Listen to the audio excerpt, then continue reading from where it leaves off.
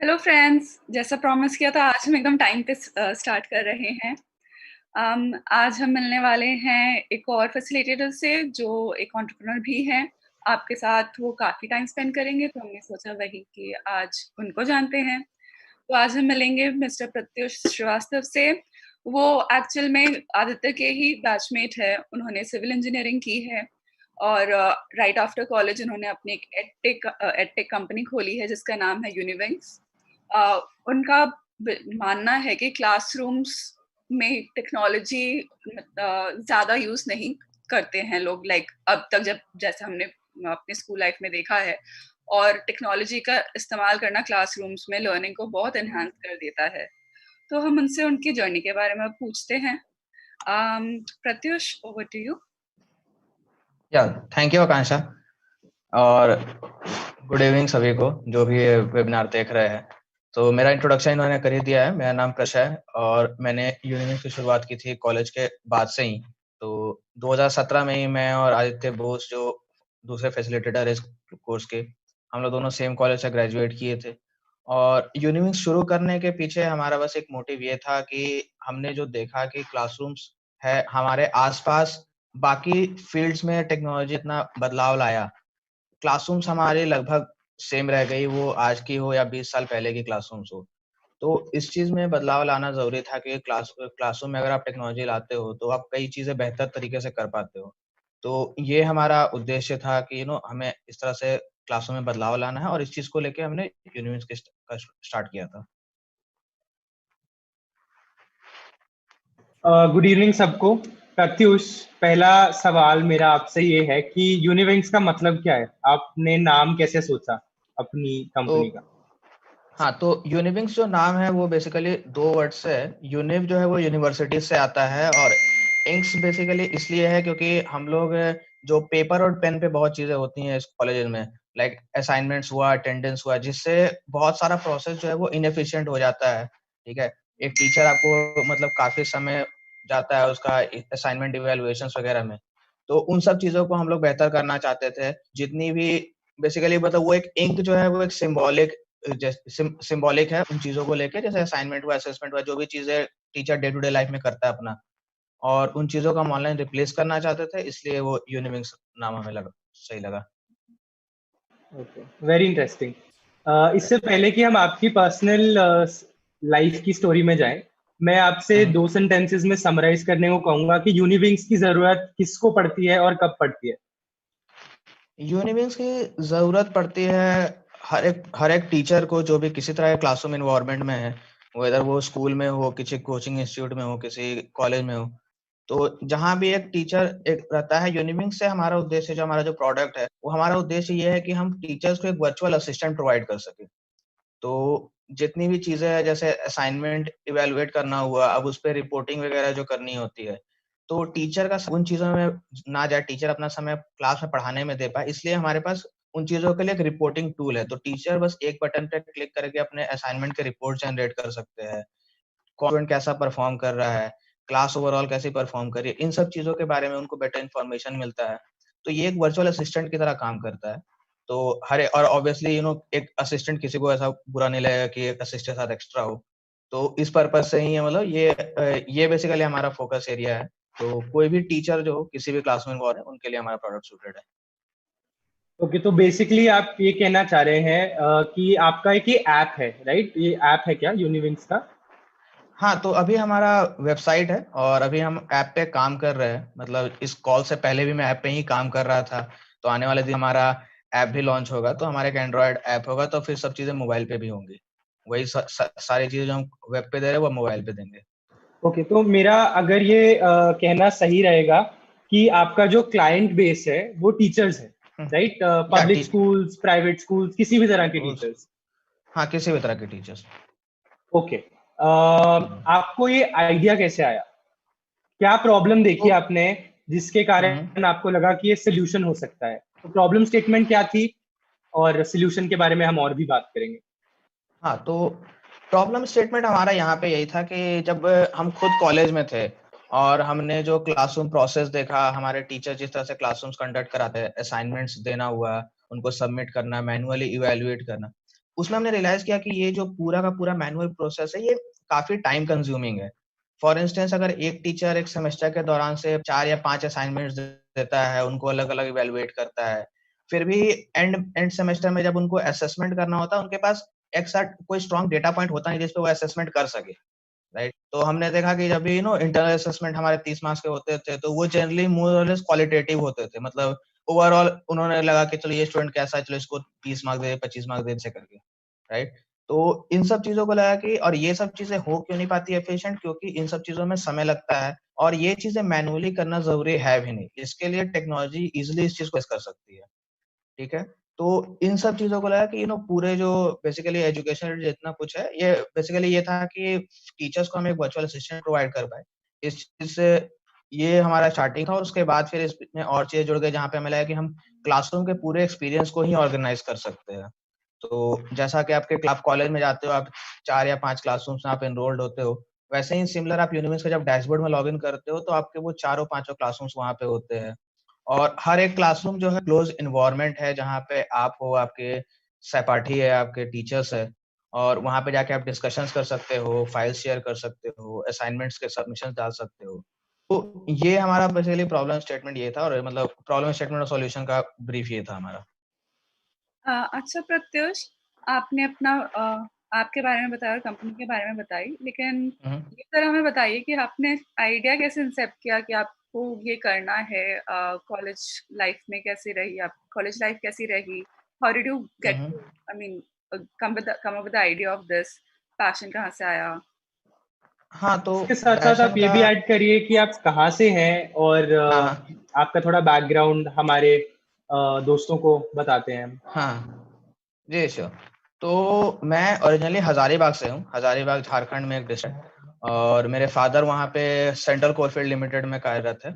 वहाँ पे मेरे फादर एक मैकेनिकल इंजीनियर है और मैं बचपन से वहीं पे पला-बड़ा, 10th तक मेरी पढ़ाई वहीं पे हुई, हज़ारीबाग में ही। और वहाँ पे मतलब मेरे बचपन से ये था कि क्योंकि पापा एक इंजीनियरिंग बैकग्राउंड से आते हैं और मैकेनिकल इंजीनियरिंग, तो वो लोग घर में चीज़ें फिक्स करना, वो एक नेचुरल इंक्यूजिटिव होती है ना, वो क्यूरियोसिटी कि मतलब चीज़ें पता होनी चाहिए, ठीक है? हर छोटी चीज़ के लिए हम प्लम्बर क्यों बोले, इलेक्ट्रीशियन क्यों बोले, ये तो खुद से कर लो यार। तो ये जो एटीट्यूड है, ये आई गेस वो क्योंकि फादर मैकेनिकल इंजीनियर थे, हर चीज़ों में हाथ लगाने की आदत। तो मतलब ऐसे काफ़ी कम उम्र में लाइक 7th-8th क्लास में मैं अपने फादर के साथ अपनी बाइक रिपेयर कर रहा था। तो उस समय ही मेरे को बाइक रिपेयर करने के बारे में काफ़ी चीज़ें आती थी। तो वो आया कि एक मतलब नेचुरल इंस्टिंक्ट आया कि प्रॉब्लम सॉल्व करने का। उसके बाद 10th के बाद फिर मैंने मतलब 10th के बाद ऑब्वियसली 10th के बाद एक होता है कि उस समय काफ़ी मतलब चॉइसेस जो थे वो काफ़ी कन्वेंशनल ही थे। मतलब एज़ सच बहुत वेल इन्फॉर्म्ड चॉइसेस थे नहीं और थैंकफुली आज के डेट में प्रो बोनो जैसा स्टार्टअप है जो कि इन चीज़ों को एड्रेस कर रहा है। तो हमारे उस समय जो चॉइसेस काफ़ी कन्वेंशनल थे। इसमें अच्छे हो, मैथ्स में अच्छे हो, चलो मैथ्स स्ट्रीम ले लो, जेईई की तैयारी कर लो। तो उस तरह से हमने जेईई की तैयारी की। फिर उस समय हमें फिज़िक्स में मज़ा आता था। फिज़िक्स के प्रॉब्लम्स, मैकेनिक्स वगैरह सॉल्व करना, ये सब अच्छा लगता था। तो ये एक सिंपल सा मतलब ऐसा सिंपल सा फ्लो था हमारा डिसीज़न लेने का। तो मैकेनिक्स अच्छा लगता है, तो अब काउंसलिंग में हमने मैकेनिकल इंजीनियरिंग भर दिया, सिविल इंजीनियरिंग भर दी। फिर उसमें हमारा सिविल इंजीनियरिंग में एडमिशन हो गया। तो ये सब चीज़ें फिर कॉलेज में आके पता चली कि और चीज़ें एक्सप्लोर कर सकते हैं, क्या कुछ नया कर सकते हैं। तो कॉलेज में आने के बाद फिर एक अलग ही दुनिया थी। वहाँ पे इवेंचुअली रियलाइज़ हुआ सिविल में उतना इंटरेस्ट था नहीं मेरा। तो सिविल में इंजीनियरिंग में उतना इंटरेस्ट था नहीं, उसके बाद फिर था कि आदमी फिगर आउट कर रहा था क्या करना है। और ये जो मतलब यूनिवेस का जो आइडिया है, ये फ्रैंकली ऐसा है कि बिज़नेस पर्सपेक्टिव से कभी आया ही नहीं था। ये आया था मतलब बेसिकली मेरा पर्सनल लाइफ में कुछ क्राइसिस चल रही थी और I was looking for a distraction, मेरे को कुछ चाहिए था, मन भटकाने के लिए कोई चीज़ें चाहिए थी। तो मुझे आइडिया आया कि चलो क्लास के जितने नोट्स होते हैं और क्वेश्चन पेपर्स होते हैं, इन चीज़ एक जगह रख के एक वेबसाइट बना देते हैं ताकि एग्ज़ाम के 1 रात पहले आप कहाँ-कहाँ जाते हो, हर रूम में पूछते हो ना क्वेश्चन पेपर दो, नोट्स वगैरह। तो मैंने सोचा कि चलो इन चीज़ों को एक जगह रख के अगर एक वेबसाइट बनाते हैं कि स्टूडेंट्स डाउनलोड कर ले और मुझे लगा चलो इसमें मेरा टाइम भी निकल जाएगा, तो मैं डिस्ट्रैक्ट भी हो जाऊँगा। तो उन सब चीज़ों को ध्यान में रखते हुए मैंने फिर इसको किया। मैंने फिर कॉलेज में कुछ फ्रेंड्स थे, जिन्हें थोड़ा बहुत वेबसाइट वगैरह के बारे में चीज़ें पता थी, तो मैंने उनको अपने साथ में लिया। कहा कि चलो ठीक है, हम लोग साथ में मिलके काम करते हैं। तो फिर ये चीज़ें स्टार्ट हुई, फिर एक मतलब ये प्रोसीजर था, एक step 1 step at a time, हम आगे बढ़ते गए। फिर फिगर आउट करते हैं कि क्लासरूम में और क्या क्या कर सकते हैं। और वो स्टार्टिंग पॉइंट जो हमारा था कि क्लासरूम के लिए मतलब नोट्स और क्वेश्चन पेपर देने के लिए एक वेबसाइट बनाना, और वहाँ के यूनिवर्सिटी तक की आज तक की जर्नी है वो रही है। Thank you Pratyush.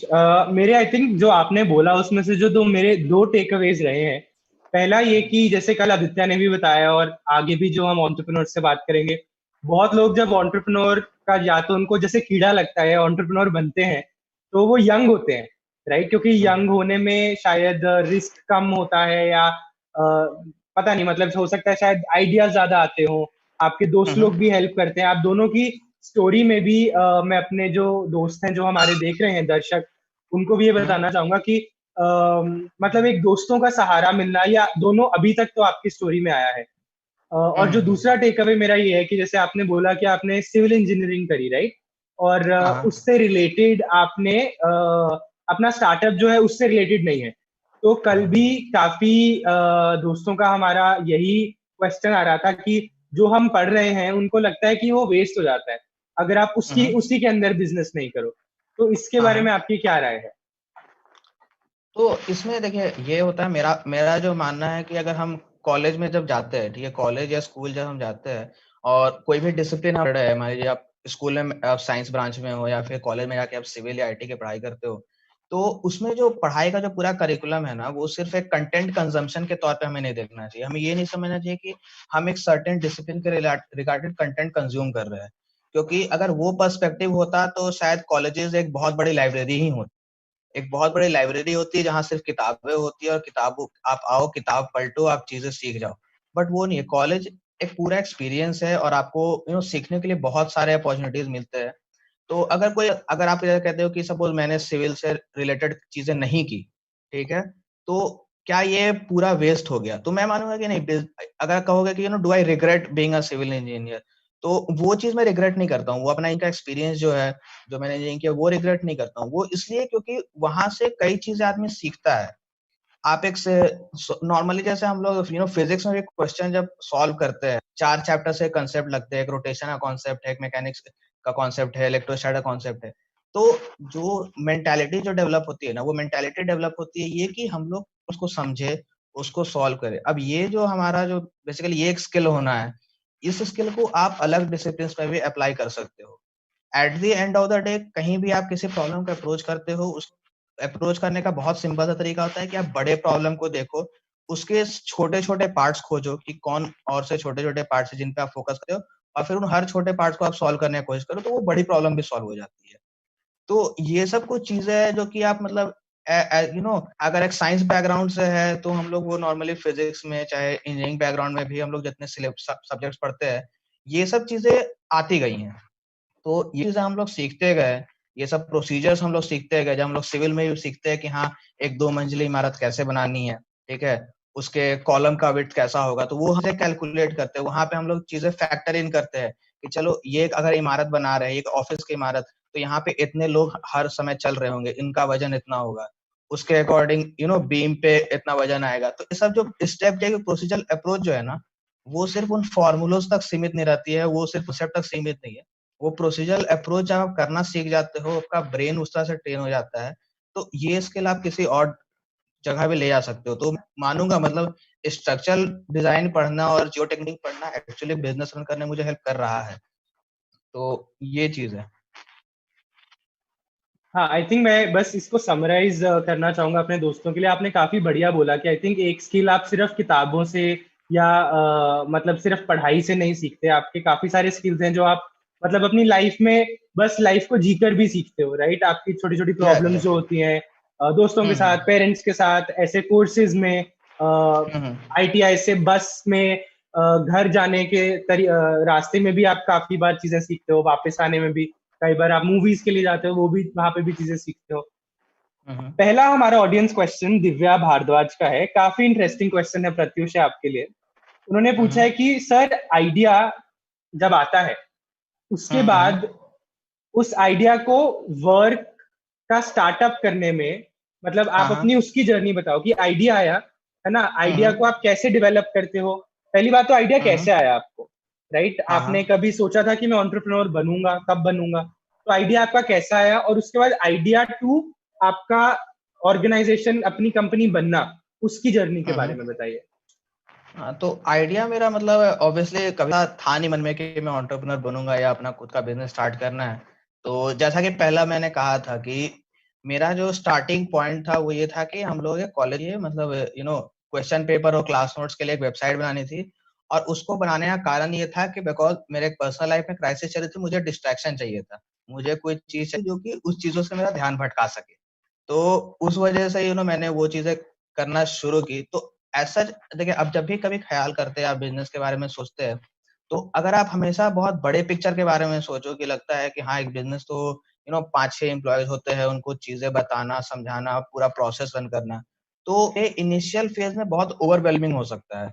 कई बार ऐसा होता है, लगता है कि आप कई बार सोच के लगता है कि नहीं ये तो बहुत कुछ है, इतना कुछ मेरे से ना हो पाए, इतनी नॉलेज नहीं है मुझे, और ये कई बार लोगों को पीछे खींच लेती है कि नहीं ये ऐसा शायद ऐसा कुछ इतना बड़ा कर नहीं पाऊँ। बट मेरा मानना है कि आप हमेशा कहते हैं ना, किसी भी मतलब मंजिल कितनी भी दूर, आप एक कदम तो बढ़ा ही सकते हो। आप उस दिशा में एक कदम बढ़ाओ, वो चीज़ करना काफ़ी है। तो अगर आपके पास कोई आइडिया आता है, कोई बड़ा आइडिया, सपोज़ जैसे कि अगर आपने मान लीजिए किसी ने सोचा कि चलो मैं लोगों के लिए स्कूटर बनाता हूँ, ठीक है? तो अगर आप स्कूटर बनाने के लिए अगर आप सोचने लगे कि मुझे इंजन लगेगा, मुझे एक मैन्युफैक्चरर से टाई अप करना पड़ेगा, इतनी चीज़ें करनी पड़ेगी, ठीक है? उसका एक बेसिक वर्ज़न साइकिल भी तो हो सकता है, राइट? क्योंकि आपका आइडिया था कि लोग एक एक यंत्र यूज़ करके एक जगह दूसरी जगह जाए, तो आपने बोला कि चलो ठीक है, मैं अब साइकिल बनाता हूँ। आप उस चीज़ एक साइकिल बना के उस चीज़ को उस आपने आपका जो असम्पशन है, आपका जो आइडिया, आप उसको वैलिडेट करते हो। मतलब इसका जो हमारे एंटरप्रेन्योरशिप में इसको कहते हैं मिनिमम वायबल प्रोडक्ट जो बनाना होता है। तो आप एमवीपी के तौर पे अप्रोच करते हो। आप ऐसे छोटे-छोटे स्टेप्स के तौर पे आप अप्रोच करते हो। आप देखते हो कि हाँ, कौन-सी चीज़ है जिसको आप कम समय में, कम लागत में आप बना सकते हो, और बना के आप उसको जाँच सकते हो कि आपका जो आपके मन में जो आइडिया आ रहा है, आपको जो लग रहा है सही है, वो वास्तव में सही है या नहीं, लोग और ऐसा सोचते हैं कि नहीं। तो आइडिया मेरे ख्याल से वैसा है, आइडिया आता है, आपको हमेशा उसके सबसे छोटा जो फॉर्म होता है इम्प्लीमेंट करने का, उस फॉर्म के बारे में आपको सोचना होता है। ओके। और आइडिया आने के बाद, जैसा कि दिव्या ने पूछा, आइडिया आने के बाद ऑर्गेनाइजेशन कब बनती है? उसका वो जर्नी कैसी थी आपकी? आपको कैसे पता चला कि जो आपका आइडिया आया है, उसकी हुँ, हुँ। मार्केट में डिमांड है भी कि नहीं है? जैसे आपने बताया कि हुँ, टीचर्स आपकी मार्केट है ना? तो आपने हुँ, कैसे टेस्ट किया कि किसी को ज़रूरत है भी मेरे आइडिया की कि नहीं है? मेरे को इसके लिए कुछ कमाने को मिलेगा हुँ, कि नहीं मिलेगा? और आपकी हुँ, हुँ। कंपनी कब बनी? वो टाइम पीरियड क्या था? तो हमारा स्टार्टिंग में जब मैं मतलब जैसे बताया हमने क्वेश्चन पेपर और क्लास नोट्स के एक रिपॉजिटरी के तौर पे हमने शुरू किया। उसके बाद फिर हमने लगा कि नहीं हम टीचर्स के लिए और स्टूडेंट्स के लिए और फैसिलिटीज ऐड कर सकते हैं। उस समय फॉर्चुनेटली हमारे जो डिपार्टमेंट में कुछ एक प्रोफेसर्स थे, उनसे जाके मैंने इस बारे में बातें की, और उस समय हम लोग मैक्सिमम चीज़ें से ही सीख रहे थे। तो हमने वो सब चीज़ें सीखी कि हाँ एक फीडबैक फॉर्म होता है, आप कस्टमर के बारे में समझते हो, जानते हो। तो हमने कुछ टीचर्स के पास जाके उनसे बातें की, उनसे पूछा कि अगर ऐसा हो तो क्या आप यूज़ करना चाहोगे, और आपके क्या आप क्लास के बाद कभी टाइम देना चाहोगे स्टूडेंट्स को। तो इन सब चीज़ों को लेके जो रिस्पॉन्स आया, उसके बेस पे हमने प्रोडक्ट बनाना चालू किया। मेजर हमारा बूस्ट ये था कि जब मेरे थर्ड ईयर में जब मैं था में, तो उस समय ये आइडिया अभी जो है उससे भी काफ़ी मतलब उसका एक बहुत ही अनरिफाइंड सा था। तो उस समय हमने एक यूरेका बोल के कॉम्पिटिशन होता है, आईआईटी बॉम्बे का बिज़नेस प्लान कॉम्पिटिशन है, और इसको वो लोग मतलब apparently it's the Asia largest business plan competition. तो उससे उसमें हमने ये अपना आइडिया सबमिट किया था, और उस समय ज़्यादा उम्मीद थी नहीं, बट वो उसके सेमीफाइनल्स तक हम लोग थे, तो टॉप 50 में गए थे फ्रॉम अक्रॉस द वर्ल्ड। तो उस समय लोग उसमें गए, बॉम्बे जब हमें इनवाइट किया गया, और वहाँ जाके फिर और लोगों से हम लोग मिले, और कई एंटरप्रेन्योर्स को जाना, उनके बिज़नेस को जाना। फिर वहाँ जाके मतलब वो जो 2 दिन का एक्सपीरियंस था ना, वो एक अलग-सी अवेकनिंग थी। वहाँ पे जाके रियलाइज़ हुआ कि बहुत सिंपल कॉन्सेप्ट्स है। लोगों ने बहुत छोटे-छोटे सिंपल से प्रॉब्लम्स लोग के समझे हैं, और उनको सॉल्व करने का तरीका निकाला है। उसके अराउंड एक प्रोडक्ट बनाया है जिस पे आप पैसे चार्ज कर सको। तो जो बिज़नेस के बारे में जो एक कॉन्सेप्ट था ना कि एक बहुत बड़ी और कॉम्प्लेक्स सी मशीनरी होती है, जिसको ऑपरेट करने के लिए आपको 15 साल का एक्सपीरियंस और एक मतलब अरमानी का ब्लैक टक्सीडो सूट होना चाहिए। तो ये जो चीज़ था, ये कन्वेंशन वहाँ पे ब्रेक डाउन हुआ। यहाँ पे लगा कि नहीं, बहुत सिंपल से प्रॉब्लम जिनको आप सॉल्व करते हो, और उनके अराउंड आप एक बिज़नेस बिल्ड कर सकते हो। तो उस समय ये चीज़ था कि हाँ, चलो उस समय ये रियलाइज़ेशन हुआ कि ये एक बिज़नेस हो सकता है। और फिर उसके बाद हमारे कॉलेज में, क्योंकि हमारे पास ये था, हमारे पास स्टार्टिंग जो पॉइंट था हमारे पास वो यही था कि हमारे पास था कि हमें ये शुरू करना है, ठीक है। हमारे पास एक बस विलिंगनेस थी, स्किल्स हमारे पास उस समय थे नहीं कुछ सुनने के लिए। तो उस समय फिर धीरे धीरे करके हमने टीम बिल्ड की। मैंने फिर रिक्वायरमेंट समझा कि आखिर करना क्या क्या है, हमें वेबसाइट बनानी है, तो उसके अराउंड तो वो था वही है कि आप मतलब आप एक कदम लेते हो, फिर कदम लेके उसके बाद आप देखते हो कि जहाँ पे जो रोड ब्लॉक्स आते हैं उस पर्टिकुलर रोड ब्लॉक्स को डील कैसे करना है, उस रोड ब्लॉक को हटाने तरीके पर ढूंढते जाओ, रास्ते साफ करते जाओ, रास्ता बनता जाता है। तो वैसे करके ही फिर धीरे धीरे करके हमारी कंपनी बनी।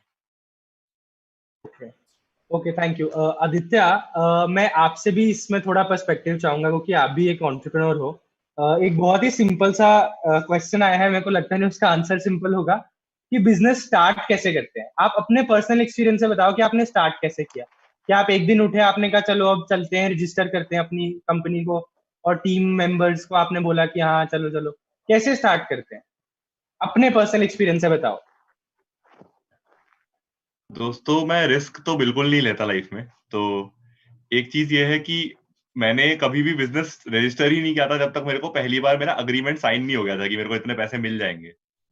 बिजनेस रजिस्टर करने में करीब करीब 8 से 16 हजार लगते हैं, डिपेंडिंग ऑन किस तरीके का बिजनेस आप रजिस्टर कर रहे हो। मैंने प्राइवेट लिमिटेड कंपनी रजिस्टर करी थी, जिसमें करीब करीब मेरे को आई थिंक उस वक्त में 14,000 लगे थे, आजकल 16,000 लगेंगे।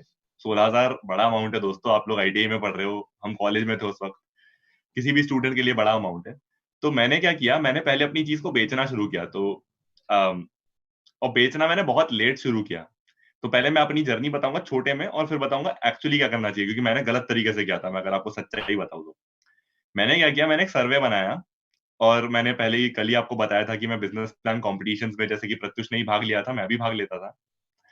तो आइडिया मेरा वहां इंप्रूव करता गया। वहां पे मैंने जजेस से फीडबैक लिया कि मेरा आइडिया कैसा है। उन्होंने बोला अच्छा है, लेकिन ये कमी है। मैंने वो कमी सुधारी। फिर ऐसे कमियां जान जान के मैंने सुधारी। लेकिन मैंने बेचना बहुत जल्दी शुरू नहीं किया। जब तक मैं कॉलेज में था, मैं कुछ कुछ चीजें बना रहा था, लेकिन उसे बेच नहीं रहा था। बहुत बड़ी गलती करी मैंने। उसके बाद जब मैं कॉलेज से बाहर निकला, जबकि मैं इतना काम कर चुका था अपने स्टार्टअप पर, मैंने एक भी पैसा नहीं कमाया था। उस चीज ने मेरे को थोड़ी दिक्कत दी। तो कल मैं जैसे बता रहा था ना, मेरे को थोड़ा स्ट्रगल करना पड़ा पहले 6-7 महीने। वो मैं थोड़ा कम और कर सकता था अगर मैं कॉलेज में ही उसको बेचना शुरू कर देता। क्योंकि अगर मैं कॉलेज में अपने करियर काउंसलिंग को बेचता, तो बहुत लोग नहीं खरीदते। मैं ये नहीं कह रहा पहली बार में खरीद लेते, लेकिन मेरे पास रिस्क का कवर था, क्योंकि मेरे पिताजी मेरे कॉलेज की फीस दे रहे थे, है ना। तो आपके भी पिताजी माताजी आपकी कॉलेज की फीस, आईटीआई की फीस दे रहे हैं अभी, जो भी है। तो उसके लिए आपके पास अभी रिस्क का कवर है। अगर अभी आप गलती करते हो, तो आपसे कोई ये उम्मीद नहीं कर रहा कि आप पैसा कमा लो, तो आपके पास वक्त है। मेरे पास वो वक्त था 4 साल का कॉलेज में। उस वक्त मेरे को बेचना चाहिए था। तो आपको यही सलाह देना चाहूंगा, जो भी आपके दिमाग में आइडिया है, जल्दी से, जैसे प्रत्युष ने बोला, अगर एक वाहन का आइडिया है यहाँ से वहां पहुंचाने का, तो स्कूटर बनाने से पहले एक साइकिल बनाओ, ठीक है। और उस साइकिल को जल्दी से जल्दी, उस साइकिल में कुछ ऐसा डालो, छोटी सी चीज जो थोड़ी अलग हो, या जो थोड़ा लोगों के लिए उस काम को सस्ता कर दे। बेचना शुरू कर दो। जब बेचोगे ना, तब आपको सच्चाई फीडबैक मिलेगी। क्योंकि जब तक आप लोगों से बोलोगे ना ये खरीदोगे, वो लोग बोलेंगे हाँ खरीद लेंगे, वो तुम्हें खुश कर देंगे ये बोल के। लेकिन जब आप बोलोगे अच्छा 100 रुपए निकालो, ये 100 रुपए की चीज है, तब वो पूछना शुरू करेंगे अच्छा ये है क्या, इसमें क्या होता है, क्यों होता है, ये सब चीजें। तो तब अगर आप उन्हें बेच पाए, तो मतलब आपका आइडिया चल जाएगा। नहीं बेच पाए, तो उनसे पूछना कि आपने क्यों नहीं खरीदा, और उस चीज को सुधारना। तो ऐसे मेरे ख्याल से आप एक बिजनेस शुरू कर सकते हो। आई थिंक ये काफी अच्छा पर्सपेक्टिव है। प्रत्युष, आप पे जाने से पहले मैं एक बार छोटे से समराइज करना चाहता हूँ कि आदित्य ने क्या बोला। तो बेसिकली आदित्य, आप जो कह रहे हैं कि आपको अपना मार्केट टेस्ट करना पड़ेगा। जो भी आपने सोच लिया कि आपको ये प्रोडक्ट देना है मार्केट में, या आपको ये सर्विस लानी है, पहले आपको वो लोगों से टेस्ट करना पड़ेगा कि लोग उसके लिए पैसे देते भी हैं कि नहीं। तो हो सकता है अपने पड़ोस में जाके आप लोगों से पूछो और हाँ हाँ सब बोल देंगे, लेकिन जब पैसे निकालने की बात आएगी तब आपको पता चलेगा कि जो एक्चुअली में मैं बेचना चाह रही हूँ या चाह रहा हूँ, उसको कोई खरीदने के लिए है कि नहीं। राइट? प्रत्युष, आपने अपना बिजनेस कैसे स्टार्ट किया?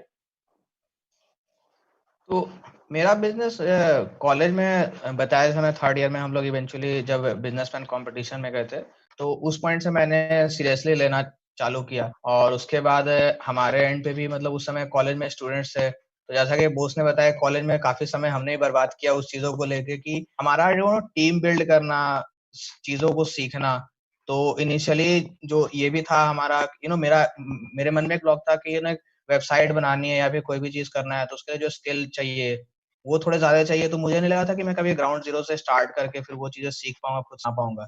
तो इसलिए टीम बिल्ड करना और लोगों को कन्विंस कर पाना कि आओ। और तो मतलब फॉर्चुनेटली या कई हद तक है कि मतलब जो होता है ना कि अपने अपने इस कमी अपने एंड पे भी रही कि हम लोग अच्छी टीम बिल्ड नहीं कर पाए उस समय कॉलेज के दरमियान। तो कॉलेज के समय काफी टाइम मतलब जो हमारा जाना चाहिए था प्रोडक्ट के बनाने वगैरह में, वो हमारा उतना टाइम अच्छा यूटिलाइज हो नहीं पाया। एक्चुअली फिर जब हम कॉलेज से निकले उसके बाद फिर मैंने खुद ने बहुत कुछ सीखा मतलब चीजों को बनाने के बारे में। तो अभी आज के डेट में काफी कुछ मतलब जो हमारा प्रोडक्ट है उसमें काफी मेजर पार्ट मैंने खुद ही कोड किया हुआ है। तो ये सब चीज आगे कॉलेज के बाद मैंने सीखी, उसके बाद मैंने टीम बिल्ड की और फिर ये और लोगों को मैंने अपने साथ लाया जो बेसिकली मेरे इस विजन में बिलीव करते थे। और उसके बाद हमने कॉलेज के बाद से ही अपना ये स्टार्ट किया। ओके, तो तो ये जैसा आदित्य 2017 के ने, अगस्त में। हाँ हाँ, हाँ। तो जैसे आदित्य ने बोला कि जैसे वो अपना प्रोडक्ट जाके कॉम्पिटिशन्स में टेस्ट करते थे, लाइक जैसे दिल्ली हम्म। में हो सकता है डिफरेंट डिफरेंट यूनिवर्सिटीज में कंपटीशन हो रहे हो या कोई सेमिनार हो रहे हो, तो इन हम्म। सब की भी आई थिंक हमको अवेयरनेस देनी चाहिए अपने दोस्तों को, क्योंकि बहुत हाँ बार जरूर। आपके दिमाग में आइडिया होता है। तो प्रत्युष, आपने भी यही किया? हाँ हाँ, तो ये बिजनेसमैन कॉम्पिटिशन्स में जाने से ये फायदा होता है। इनफैक्ट आपको आइडिया के बाहर जाना काफी जरूरी है, क्योंकि एक ये चीज एक बायस जो होता है ना, अगर आप खुद एक आइडिया क्रिएटर हो तो आपके मन में एक बायस ये रहता है कि क्योंकि सपोज आप एक आइडिया आपके मन में आता है, फिर आप उस चीज पे काम करते हो और फिर उस पे आपने महीने 1.5 महीने 2 महीने आपने उस पर काम किया। अब आपका जो मन है ना, आपके मन में एक बायस आ चुका है उस चीज को लेके कि ऑब्वियसली आपको अच्छा लग रहा है, आपको सही लग रहा है, तभी तो आप उस पर समय दे रहे हो। तो आपके मन में एक बायस हमेशा रहेगा, तो उस चीज को अगर ऑनेस्टली जो है ना ऑनेस्टली इवेलुएट आप खुद नहीं कर पाओगे कि उसका क्या मतलब है, वो आपका सही है कि आइडिया सही है कि नहीं। और बिजनेस जो है, business at the end of the day आप जब बिजनेस बिल्ड कर रहे हो, पर्पस ये है कि आप कुछ ऐसी चीज बिल्ड करो जिसके लोग पैसे दे सके, लोग पैसे देना चाहे। तो इसलिए उस आइडिया को बाहर लेके जाना, दूसरों की सुनना, वो बहुत जरूरी है कि आप उस आइडिया को लेके जाओ, उसके बाद जाके दूसरों से सुनो। और दूसरों से सुनने का मतलब ये नहीं होता है कि है ना आपको हाँ या ना में हमेशा जवाब मिलता है। आपको ध्यान सुनना होता है कि वो कह क्या रहे हैं, उसमें कमी कहाँ है। ठीक है, आपके आपके प्रोडक्ट में कमी कहाँ है, क्या चीज है जो आपका प्रोडक्ट नहीं कर पा रहा है, या फिर क्या और चीजें हैं जो वो चाहेंगे कि आपका प्रोडक्ट करे बट वो अभी करेंटली नहीं कर रहा है। क्या चीजें हैं जो आपका प्रोडक्ट का जो सर्विस है, आपका जो आइडिया वो गलत कर रहा है। और इस तरह से आप उस चीजों को मॉडिफाई करते हो, तो इवेंचुअली ये मतलब जितने भी एंटरप्रेन्योर्स रहे हैं सबकी जर्नी में एक कॉमन मतलब ट्रेंड रहा है कि आप जिस आइडिया को लेके स्टार्ट करते हो, एंड में वही आइडिया प्रोडक्ट नहीं बनता है। उसमें बहुत सारी मॉडिफिकेशंस आती हैं, और वो चेंजेस वो मॉडिफिकेशन जो है वो आते हैं इन्हीं चीजों से कि आप मार्केट से जाके सुनते हो, आप लोगों से जाके सुनो। तो काफी जरूरी है आइडिया को बाहर लेके जाना। इंटरेस्टिंग प्रत्युष, क्योंकि आई थिंक आप फीडबैक की भी बात कर रहे हो, राइट? और सब जगह या से एग्जैक्टली। फीडबैक लेना, जो भी आपने आइडिया हम्म। बनाया है उसका, जो भी आपने छोटा सा प्रोटोटाइप बनाया है, उसको हम्म। जाके ज्यादा से ज्यादा लोगों को बताना और ज्यादा से हम्म। ज्यादा लोगों से फीडबैक लेना, क्योंकि वही लोग हम्म। इवेंचुअली यूजर्स होंगे, उस मतलब या उसके एग्जैक्टली। पैसे वही लोग देंगे। हाँ वही आपके पास पैसे कोई देंगे। पर्सनल छोटा सा इंसिडेंट है जब आपको कोई फीडबैक मिला हो जो आपके साथ रह गया हो, बहुत छोटा सा? बहुत छोटा सा फीडबैक हमारे, जब हैदराबाद में था मैं, तो हैदराबाद में कॉलेज के बाद जब मैं हैदराबाद मूव किया था और वहां पे फिर हम इस प्रोडक्ट पे काम कर रहे थे, तो तकरीबन साल भर काम करने के बाद उसके बाद मैं मतलब रैंडमली कॉलेजेस में विजिट करता था। और कॉलेज में विजिट करके वहां पे मैं मीटिंग्स खोजता था कि किसी एचओडी से, किसी प्रोफेसर से, वहां से उनसे मीटिंग्स मिल जाए। तो मीटिंग मिल जाए उसके बाद ये चीज थी कि मीटिंग मिलने को लेकर मतलब मैं ट्राई करता रहता था। तो एक बार उसी अराउंड लेके 2019 की बात है, जुलाई या अगस्त के अराउंड में कॉलेज में गया था, जहाँ पे जब मुझे इवेंचुअली एक मीटिंग मिली एक प्रोफेसर से, मैंने उनको बोला कि क्लासरूम मैनेजमेंट सॉफ्टवेयर वगैरह करके है हमारा ऐसा। तो उनके मन में जो जनरल आइडिया था ना उनका, मतलब वो चेहरे का एक्सप्रेशन देख के पता चलता था कि वो जो आया उन्होंने जिस तरह से परसीव किया है क्लासरूम टेक्नोलॉजी को, वो टीचर के लिए हमेशा उसका परसेप्शन ऐसा रहा है कि अरे यार अब एक और सॉफ्टवेयर यूज करने का, या फिर एक नया कुछ हो गया, या अब एक अलग हेडेक आ गया, अब प्रिंसिपल बोलेगा इसको यूज करो, तो इस पर अटेंडेंस लगानी है, ये वो करनी है। तो ये जो पर्सपेक्टिव डेवलप हुआ, तो ये फीडबैक जो था ना, ये फीडबैक काफी रिमार्केबल था, क्योंकि उसके बाद मैंने और भी और भी प्रोडक्ट्स देखे जिसमें है, और फिर ये पाया कि इसमें जो हमारा जो यूजर एक्सपीरियंस होता है ना, इस चीज पे उतना ध्यान दिया नहीं गया। मतलब जितना खूबसूरत आपका जीमेल का इनबॉक्स है या फेस है और व्हाट्सएप है, उतने उतने अच्छे एप्लीकेशंस है नहीं कॉलेजेस के लिए, कॉलेज क्लासरूम्स वगैरह के लिए। तो यूजर एक्सपीरियंस के टर्म पे ध्यान कम दिया गया। उसके बाद फिर जब मैंने अपना प्रोडक्ट का जब डेमो दिया था वहाँ पे, वो मतलब 2-3 टीचर्स थे वहाँ पे, उनको जब डेमो दिया तो उन्होंने ये कहा कि कि जो दूसरा प्रोडक्ट था, जो लोग पहले यूज कर रहे थे, उसमें उनको वो लगता था कि उनको यूज करना पड़ रहा है बिकॉज एडमिनिस्ट्रेशन बोल रहा है। और उस समय ऑनेस्टली हमारा प्रोडक्ट कोई बहुत अच्छा था भी नहीं। उस समय कुछ बहुत सिंपल 2-4 चीजें थी जिस पे हमने ध्यान दिया था कि चलो ठीक है, एक डैशबोर्ड में आप लॉग इन करते हो तो टीचर्स को सारे क्लासरूम्स एक जगह पे ऑर्गेनाइज होने चाहिए। तो ये एक सिंपल सी चीज थी जो कि टीचर्स को पसंद आ गई थी कि हाँ चलो ये समझ में आ रही है, ये चीज अच्छी है, ये चीज मेरे को दिमाग ज्यादा नहीं लगाना पड़ रहा। तो वो एक फीडबैक था, जो फीडबैक जो स्टक किया था कि नहीं, इन चीजों में यूजर एक्सपीरियंस पे ध्यान देना बहुत जरूरी है। आप जब एक सॉफ्टवेयर, एक प्रोडक्ट किसी के मतलब आप समझ लो, आप किसी के दिनचर्या का एक पार्ट बनाना चाहते हो और अपने प्रोडक्ट को, और आपका प्रोडक्ट अगर उनके उसी डेली लाइफ को और ज्यादा कॉम्प्लिकेट कर देगा, तो वो उस चीज को वॉलंटरली क्यों एक्सेप्ट करेंगे? आपको उनको वैल्यू देना है। आपको ये चीज इंश्योर करना है कि अगर आपके प्रोडक्ट से उनकी लाइफ बेहतर होनी चाहिए, उनकी लाइफ और आसान चाहिए। तो ये फीडबैक मुझे उस मतलब पर्टिकुलर मीटिंग में मिला था। इंटरेस्टिंग प्रत्युष। तो मैं अपने ऑडियंस को ये भी बताना चाहता हूँ कि जो हम उद्यम और प्रो बोनो ये एंटरप्रेन्योरशिप का पायलट कर रहे हैं, जैसा कि प्रत्युष ने बोला कि आपको कॉन्स्टेंटली फीडबैक मिलते रहेंगे आपके जो भी प्रोडक्ट है या सर्विस है। तो आप लोग भी जब बनाएंगे उस टाइम पे प्रत्युष, मरियम, आदित्य, विश्वास और जो भी हमारे बाकी एंटरप्रेन्योर्स हैं, वो लोग भी आपके प्रोडक्ट के ऊपर या आपकी सर्विस के ऊपर आपको फीडबैक देते रहेंगे। ये लोग आपको मेंटोर भी करेंगे कि क्योंकि इन सबके पास खुद का पर्सनल एक्सपीरियंस है, इन सबकी खुद की कंपनीज है, तो ये आपको ये भी बताते रहेंगे कि ये सही है या ये नहीं सही है, ये आपने ये सोचा नहीं है इसको बनाते हुए, या आपने इसको आपको जल्दी से मार्केट में लेके जाना पड़ेगा।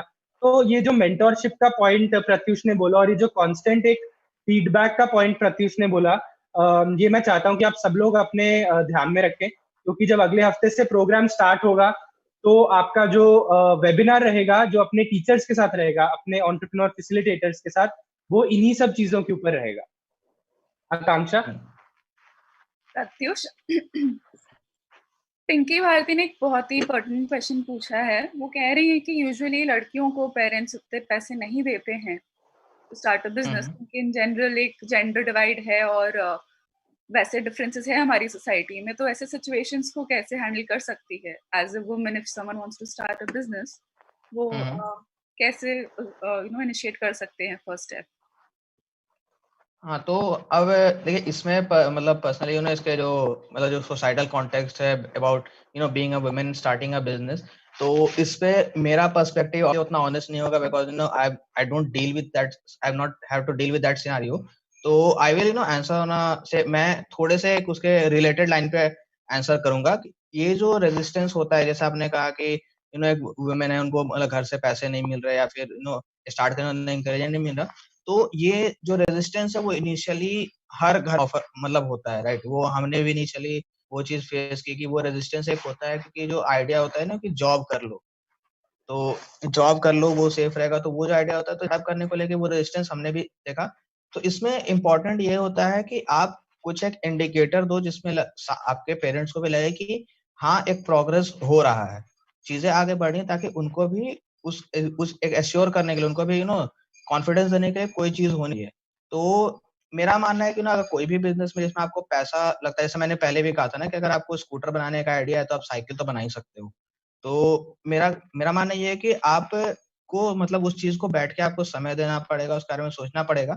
बट आपको किसी भी चीज को इम्प्लीमेंट करने का आपको जो सबसे कम लागत तरीका है, सबसे कम समय वाला तरीका है, उस चीज के बारे में आप सोचो और उस चीज से जाके आप वैलिडेट करो। उस प्रोडक्ट को लेके आप जब वैलिडेट करते हो ना, फिर आप अगर उसके बाद ऑब्वियसली ये रेजिस्टेंस के अलावा भी जब आप रेजिस्टेंस के बावजूद अगर आप जाके कभी मतलब ऐसा बोलते हो कि हाँ चलो ठीक है, मुझे रिस्पॉन्स आ रहा है, लोग मेरी चीज खरीदना चाह रहे हैं, अब मुझे पैसे चाहिए, मुझे ये चीज बनानी है, तो I think there is a better chance के कि हो सकता है कि थोड़ा उसमें पॉजिटिव रेस्पॉन्स आए।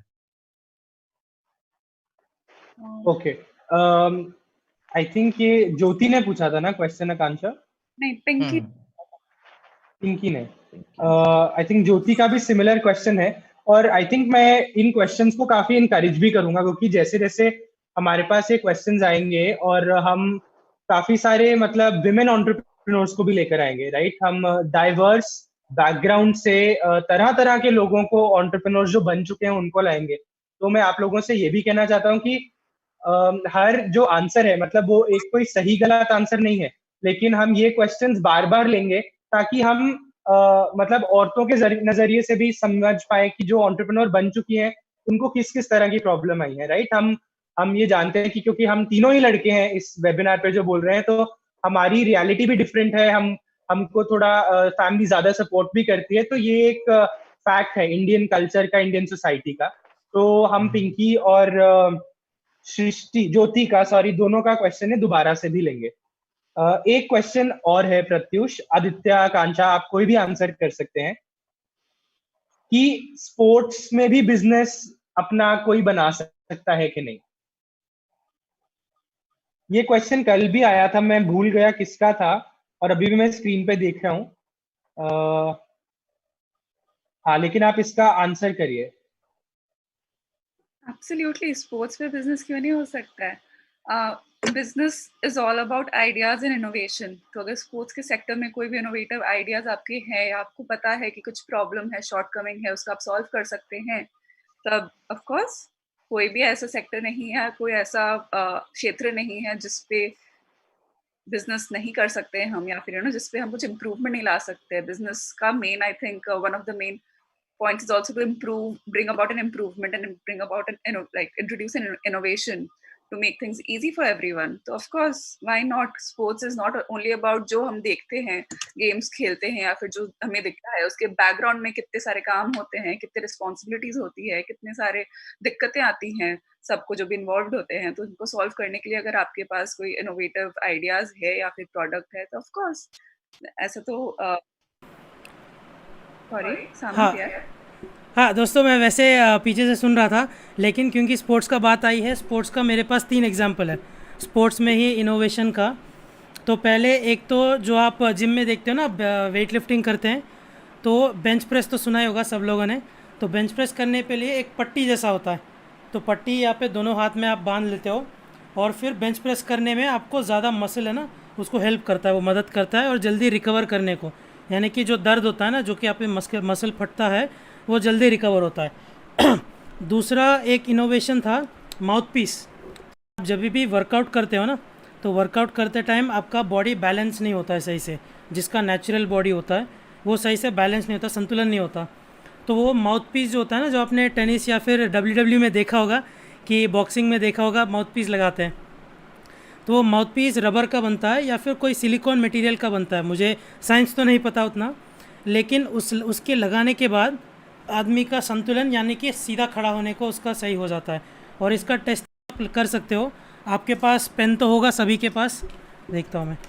तो पेन अगर आप यहाँ पे ऐसे मुंह में लगाएंगे, ऐसे लगाने के बाद पहले पेन के बिना आप एक पैर पे खड़े होके ऐसा खड़े होने को कोशिश करिए, तो आपका संतुलन चेक करना। दूसरा, एक पेन लेके ऐसे लगाने के बाद फिर से वो कोशिश करना, आपका संतुलन बिल्कुल एक ही बार से बेटर हो जाएगा। इसका साइंस क्या है मुझे नहीं पता, क्योंकि मेरा प्रोडक्ट नहीं है, लेकिन बिल्कुल एक बार कोशिश तो करना। लेकिन हर बार कंपटीशन के बीच में पेन तो लगा के नहीं जा सकते, तो इसीलिए वो इनोवेशन हुआ था।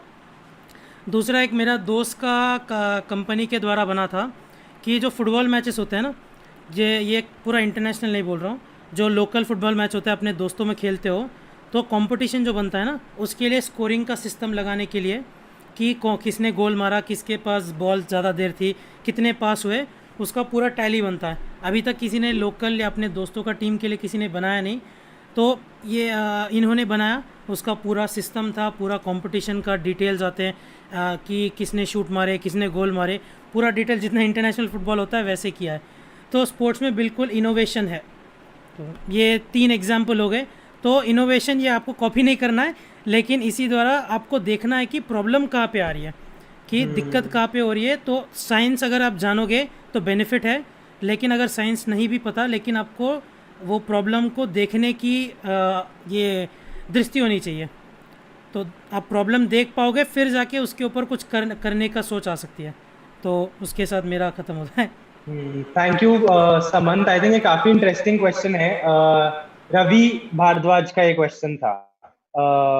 तो आप, अगर हो सकता है तो आप लिंक्स में जो आपने कंपनीज का नाम बोला, अगर आप वो डाल सकते हैं तो जिनको इंटरेस्ट है वो जाके उनकी वेबसाइट पे भी देख सकते हैं कि क्या क्वेश्चन है उनका। कि मुझे लिंक्स देखना पड़ेगा ना, तो आप मेरे कभी पास। भी कर देना। हाँ, हाँ, आप चाहे अगर नाम दे देना। राइट राइट, मैं आपको नाम दे दूंगा एक बार चेक करके, तो आप उसका वेबसाइट देख सकते हो। वेबसाइट मुझे मिला तो मैं इमीडिएटली दे दूंगा, नो प्रॉब्लम। प्रत्युष, वापस आप पे आते हैं। काफी सारे हमको क्वेश्चंस आ रहे हैं। अभी मैं तो सिर्फ प्रिया का क्वेश्चन पढ़ रहा हूँ, लेकिन काफी लोगों ने सेम क्वेश्चन पूछा है कि घर वालों को कैसे अपनी साइड पे लाया जाए, क्योंकि घर वाले रोकने की भी कोशिश करते हैं, टोकने की भी कोशिश करते हैं। तो उसको कैसे समझा जाए, पहली बात तो कि वो क्यों रोक रहे हैं। और मतलब आप पहले अपने पर्सनल उससे बताइए कि आपके पेरेंट्स सपोर्टिव थे या नहीं थे। अगर किस चीज में नहीं थे, आप उनको अपनी साइड पे कैसे लाए, या कब ऐसा हुआ कि आपके पेरेंट्स को आपके पे कॉन्फिडेंस आ गया। तो आपकी जर्नी अपने पेरेंट्स के साथ कैसी रही? तो इस मामले में देखिए, इस मामले होगा कि जो कहते हैं ना कि अपने पेरेंट्स को अपने साइड लाना या फैमिली को कन्विंस करना, आई गेस एक पॉइंट तक आप इसके बारे में कुछ भी नहीं कर सकते हो। तो एक पॉइंट के तक ना आपको इसके अराउंड ही अपना रास्ता ढूंढना पड़ता है कि वो आपसे नाराज होंगे, दुखी होंगे। और ये चीज समझना जरूरी है कि देखिए, इसमें इम्पोर्टेंट है कि आप कम्युनिकेट कर पाए, क्योंकि आप अगर उनके नजरिए को समझो कि आपको जब आपके पेरेंट्स कहते हैं कि बिजनेस के लिए आपको मना करते हैं, आप ये कहते हैं कि बेटा नौकरी पकड़ लो, तो ऐसा नहीं कि वो नहीं चाहता कि आप एक अच्छा बिजनेस करो, आपका बिजनेस बड़ा हो, ग्रो करे। बट वो चाहते हैं कि वो आपको वो हार्डशिप के थ्रू जाते देना नहीं चाहते, कि आप उन हार्डशिप के थ्रू जाओ जहाँ मतलब जिसके थ्रू जाना होता है बिजनेस स्टार्ट करने के लिए। तो इनिशियल फेज में I don't think there is a way कि आप इस प्रॉब्लम को सॉल्व कर सकते हो। आपको इसके अराउंड ही रास्ता बनाना पड़ता है। हेलो। हाँ, हमें सुनाई दे रहा है। अच्छा, अक्षय का वीडियो फ्रीज हो गया तो मुझे लगा मेरा इंटरनेट चला गया। हाँ, तो वही इनिशियली तो आपको मतलब इसके अराउंड ही अपना रास्ता बनाना पड़ता है। उसके बाद जब आप कुछ प्रॉमिस शो करते हो, जब आपको आपके बिजनेस से कुछ प्रॉमिस शो होता है, प्रोग्रेस दिखता है, और ये चीज को आप मतलब कॉन्स्टेंटली अगर आप कम्युनिकेट करते रहो अपने पेरेंट्स से, और उनको प्रोग्रेस दिखता है कि हाँ चलो ये रास्ता कहीं जा तो रहा है, तो फिर वो सपोर्ट जो है ना, वो सपोर्ट धीरे धीरे ही आता है, थोड़े स्टेप्स में ही आता है। और इनिशियली इसके अराउंड ही आपको वर्क करना पड़ता है। ये मतलब सैड रियलिटी है। इनफैक्ट इनिशियल स्टेजेस में जब मैं खुद बिजनेस स्टार्ट कर रहा था और मैं एक इवेंट में गया था, I also had the same question. मैंने भी एक सेशन पूछा था, तो ये जो आंसर है वो मैं काफी हद तक मैं उसी आंसर को रिपीट कर रहा हूँ जो मुझे मिला था। और वो यही था कि पेरेंट्स सपोर्ट नहीं करेंगे इनिशियली, तो उसके अराउंड ही रास्ता बनाना पड़ता है। प्रत्युष, एक और क्वेश्चन है वैभव का। वैभव पूछ रहे हैं कि किसी भी बिजनेस को करते टाइम हम लोगों की नीड्स को कैसे आइडेंटिफाई करें। What do you think about it? Aditya, आप भी अपने व्यूज जरूर बताइएगा।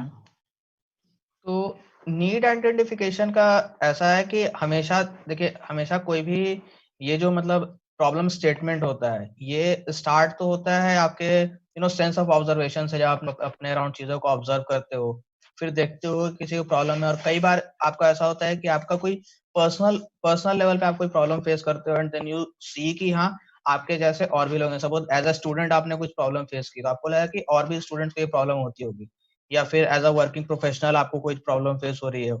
तो उन कॉन्टेक्स्ट में आप मतलब ये स्टार्टिंग पॉइंट हमेशा से आपके मन में ही होता है। और उसके बाद इसके अराउंड आप मतलब एक बार जब आपको आइडिया आता है, तो आप उसको आइडिया को अच्छे से फॉर्म करते हो कि आपका मतलब ये प्रॉब्लम स्टेटमेंट क्या है, और आप किस तरह का सॉल्यूशन प्रपोज करना चाहते हो। और उसके बाद आप लोगों से बात करते हो, जानने की कोशिश करते हो कि क्या ये प्रॉब्लम ये सिर्फ आपको हो रही है और लोगों को हो रही है, या फिर लोग इसका सॉल्यूशन चाहेंगे कि नहीं चाहेंगे। तो प्रॉब्लम पे फोकस करना काफी जरूरी होता है कि आप प्रॉब्लम पे फोकस करो, उसके बाद उसका सॉल्यूशन खोजने का ट्राई करो। और इसमें मतलब ऐसे इस पे थोड़ा डिटेल में जाके मैं एक बहुत मैसिव डिस्टिंक्शन पे जाना चाहूंगा कि जहाँ पे आप प्रॉब्लम और सॉल्यूशन फोकस होता है, वो कैसे वेरी करता है। तो सपोज फॉर एग्जांपल आपके मन में आइडिया आया कि मैं एक एरिया में जिम बनाता हूँ, तो उसमें अगर आपने सॉल्यूशन पे फोकस किया जिम पे, और फिर जाके आप लोगों से बात करते हो कि क्या आप एक सिक्स पैक बॉडी चाहोगे, क्या आप एक परफेक्ट बॉडी या फिर आपको क्या सिक्स पैक एब्स बनाने हैं, तो इसमें आपको हमेशा पॉजिटिव रिस्पॉन्स मिलेगा लोगों का, क्योंकि ऑब्वियसली कोई भी चाहता है अपनी बॉडी अच्छी बने, मूवीज में आप जैसा देखते हो वैसी बॉडी बने, तो फिर आपको उससे आपको अपना आइडिया वैलिडेट होता लगेगा, अच्छा इस जिम का आइडिया तो वैलिड है मेरा, तो जिम मुझे इस लोकेलिटी में खोलना चाहिए। और फिर आपको जब खोलते हो और फिर आपको एनरोलमेंट्स नहीं आते, जब लोग आ नहीं रहे, फिर आपको लगता है गलती कहाँ पे हो गई। तो इस केस में गलती यहाँ पे होती है कि आप सॉल्यूशन पे फोकस कर रहे थे, ना कि प्रॉब्लम पे। तो जब आप प्रॉब्लम जो है कि मतलब लोग अनफिट है या फिर लोग को फिटनेस की जरूरत है, तो इस प्रॉब्लम के अराउंड और भी चीजें कंस्ट्रेंट्स है कि क्या लोग समय देना चाहेंगे, क्या लोगों के पास समय है देने के लिए, उसके अलावा क्या उनमें मोटिवेशन है जिम करने के लिए, ठीक है। तो इन सब चीजों के अराउंड जब आप अपना रिसर्च करते हो ना, जब आप देखते हो कि एक सर्टेन लोकेलिटी में मुझे जिम है नहीं खोलना, ये इन चीजों पे डिपेंड करेगा कि वहाँ के लोगों का एग्जिस्टिंग लाइफस्टाइल कैसा है, क्या वहाँ के लोग कोई स्पोर्ट्स में इंगेज करते हैं। तो ये एक आपको इंडिकेटर होता है कि चलो अगर लोगों के पास अपॉर्चुनिटी से कमी है फिजिकल एक्टिविटीज की, तो फिर भी जो मिल रहा है उसमें लोग इंगेज कर रहे हैं, तो वो इंडिकेटर है कि हाँ, अगर आप एक जिम खोलोगे तो लोग उस जिम में भी आना चाहेंगे। तो इस तरह से आप प्रॉब्लम पे फोकस अगर करो rather than सॉल्यूशन, तो आपको मतलब सही जवाब वहां से मिलेंगे। और वो जो सॉल्यूशन होता है वो कभी मतलब ऐसा परफेक्ट सॉल्यूशन आप स्टार्टिंग में आप बना के डिलीवर नहीं करते हो। सॉल्यूशन का आप एक वर्जन बना के डिलीवर करते हो और फिर उसको टेस्ट करते हो कि रेस्पॉन्स कैसा आ रहा है, और फिर उसके अकॉर्डिंग उस चीज को आइटरेट चेंज करते रहते हो। तो उसमें जैसे एक सिंपल सी एनालॉजी होती है कि जब भी आप स्टार्टअप करते हो और किसी प्रॉब्लम स्टेटमेंट का सॉल्यूशन डिफाइन करना चाहते हो, तो इसको अगर आप एक बहुत सा एनालॉजी, आई डोंट थिंक ये कितना फिट बैठता है, बट जैसा एक होता है ना कि आप अगर एक स्पेस शटल की तरह अगर आप सोचो कि आपका बिजनेस एक स्पेस शटल की तरह है, जहाँ पे आपको सब कुछ पहले से प्लान कर देना है और फिर एक लॉन्च कोड लगा के आपको उसको लॉन्च करना है, तो उस तरह से बिजनेस नहीं चलता। बिजनेस चलता है कार की तरह, जहाँ पे आप रास्ते पे बढ़ते रहते हो, उसके बाद आपको कोई ठोकर आया तो आप उसके बगल से रास्ता निकालते हो, कोई मोड़ आया तो आप गाड़ी मोड़ते हो, कोई दूसरा मोड़ आया तो दूसरी तरफ मोड़ते हो, और फिर उस तरह से आप अपने रास्ते पे पहुंचते हो। एक काफी आदित्य, इंटरेस्टिंग। कुछ ऐड करना है? हाँ, तो मेरे ख्याल से प्रत्युष ने पूरा कवर कर ही दिया, मैं इसको छोटे में कवर करूंगा। दो टाइप की प्रॉब्लम होती है, एक जो आपको खुद फेस होती है और आप उसका सोल्यूशन निकालते हो, उसे बोलते हैं यूजर इनोवेशन, कि आपको खुद कोई प्रॉब्लम का सामना करना पड़ा और आपने उसको सॉल्व कर दिया। तो ये मेरे केस में हुआ था। कुछ कुछ केसेस में ऐसे भी होता है कि आपको आसपास प्रॉब्लम दिखी कि दूसरे लोगों को क्या प्रॉब्लम फेस हो रही है। जैसे पैडमैन की कहानी, आप सबने पैडमैन फिल्म देखी होगी। अब अक्षय कुमार को वो खुद तो प्रॉब्लम, मतलब अक्षय कुमार का कैरेक्टर जो था, अक्षय कुमार खुद तो पैडमैन नहीं है, बट जो एक्चुअल पैडमैन है उन्हें वो खुद तो प्रॉब्लम नहीं हो रही थी। वो उन्होंने देखा कि समाज में एक प्रॉब्लम है, एक दूसरे वर्ग यानी कि महिलाओं को वो प्रॉब्लम हो रही है कि उनके पास सही सैनिटरी पैड्स नहीं है, वो कपड़े का इस्तेमाल या कुछ ऐसी चीजों का इस्तेमाल करती है जो उस काम के लिए सही नहीं है ना? और उससे उनकी इनोवेशन निकली, उन्होंने दूसरों की प्रॉब्लम सॉल्व कर दी। तो जैसे कि प्रत्युष ने कहा, अपने आसपास देखते रहो कि किस-किस चीज में कैसे-कैसे सुधार किया जा सकता है। तो जरूरी नहीं है कि वो बहुत बड़ी प्रॉब्लम हो, जो आपको एकदम दिख रही हो। ऐसा भी हो सकता है कि कोई ऐसी चीज हो जो आपको दिख रही हो लेकिन दूसरों को नहीं दिख रही हो। फिर आपने उस चीज को सॉल्यूशन दिया लोगों को, तो लोगों को पता चला, अरे हाँ, ये तो प्रॉब्लम थी। ये भी होता है। तो इस ऐसे कुछ-कुछ टाइप के प्रॉब्लम होते हैं जो आप अपने ऑब्जर्वेशन, अपने दृष्टिकोण के ज़रिए पता कर सकते हो।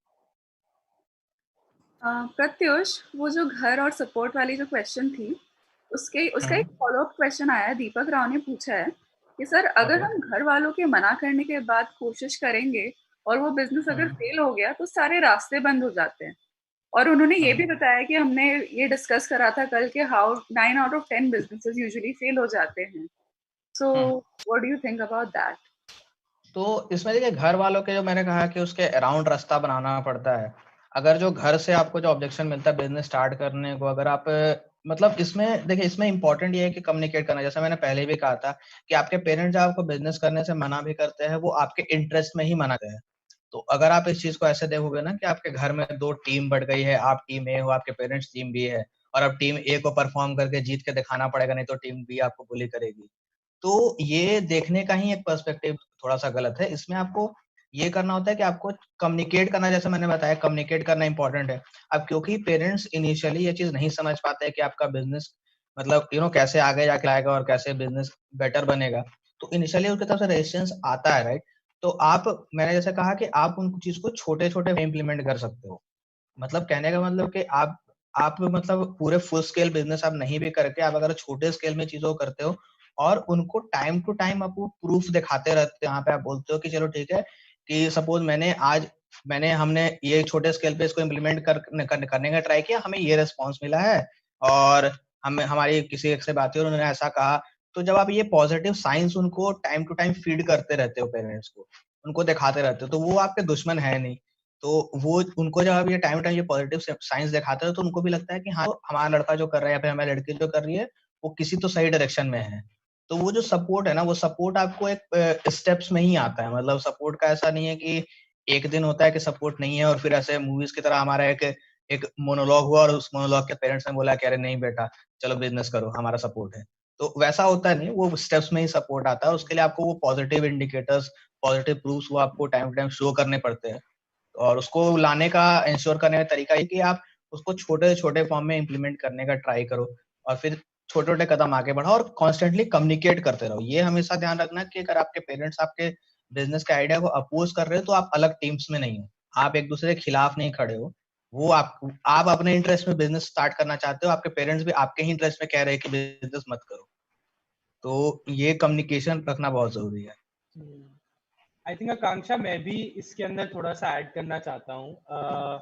जिसने भी ये क्वेश्चन पूछा, मैं एक अलग पर्सपेक्टिव लाना चाहता हूँ किसी की तरफ से जिसने खुद का बिजनेस नहीं स्टार्ट किया, राइट? मतलब हम जॉब करते हैं और आई थिंक पहली बात तो हमारी सोसाइटी में, जैसे आपने बोला कि फेलियर हो जाए तो सब रास्ते बंद हो जाते हैं, तो आई थिंक ये हम इस ऐसे पायलट्स के कारण और जो हम उद्यम में भी काम करते हैं, हम सच्ची में ये चाहते हैं कि फेलियर कोई बुरी चीज नहीं है। हमारी सोसाइटी में फेलियर को काफी मतलब अच्छा नहीं समझा जाता, क्योंकि ऐसा लगता है कि मतलब फेलियर हो गया तो आप कुछ भी नहीं कर पाए, है ना? तो आई थिंक पहले तो फेलियर वर्ड को और फेलियर से जो हम समझते हैं उसको चेंज करना बहुत जरूरी है, और वो चेंज धीरे धीरे आएगा, राइट? ऐसे प्रोग्राम्स के साथ आएगा। हम इस प्रोग्राम में भी पेरेंट्स को एंगेज करने की कोशिश करेंगे, आप लोगों के ही पेरेंट्स को एंगेज करने की कोशिश करेंगे, उसमें भी हम ट्राई करेंगे बताने के लिए, क्योंकि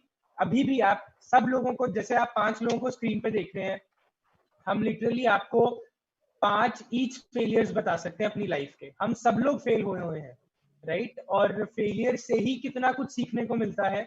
और अगर आप स्पेशली आदित्य और प्रत्युष से पूछेंगे तो एक फेलियर के बाद ही आप दूसरा फेलियर होता है, तीसरा फेलियर होता है, उसके बाद ही आप कोई चीज एक्चुअली में समझ पाते हैं। पर हमको ये भी अपने दोस्तों को सिखाना चाहिए कि फेलियर से डील कैसे करना है। फेलियर का मतलब ये नहीं होता कि एकदम सब खत्म हो गया, राइट? पहली बात ये। दूसरी चीज है कि हमारी सोसाइटी में बिजनेस करना कैसे किया जाए ये हम अपने मेन स्ट्रीम स्कूल्स में नहीं सिखाते, राइट? हम कॉन्सेप्ट्स पढ़ा देते हैं, लेकिन एक करके सीखने वाली बात अलग रहती है, जो कि हम इस प्रोग्राम में आप लोगों को करके सिखाना चाहते हैं कि आप लोग खुद करिए और उससे सीखिए, राइट? तो इस प्रोग्राम में भी बहुत सारे फेलियर्स होंगे छोटे छोटे, लेकिन उन फेलियर से आप क्या सीखते हैं वो सबसे ज्यादा मैटर करता है। तो आपके पेरेंट्स की चिंता जो है वो यहाँ से भी आती है कि जैसे आपको जॉब के लिए कुछ ना कुछ ट्रेड में सिखाया जाता है, तो कहते हैं कि आपको जो सिखाया है, जो आपने स्कूल में सीखा है, जो आईटीआई में सीखा है, उसी के ऊपर आप जॉब कर लो। अगर आप उनको ये भी बताएंगे कि हमको अपना बिजनेस करना भी सिखाया है, तो पहली बात तो उनका कॉन्फिडेंस थोड़ा सा बढ़ जाएगा कि अच्छा, मतलब बिजनेस करना भी सिखाया है, राइट? और जब आप एक्चुअली में बिजनेस करना सीखते हैं तो आप उसको ट्राई भी कर सकते हैं, राइट? तो कहीं ना कहीं वरी वो भी वहां से भी आती है।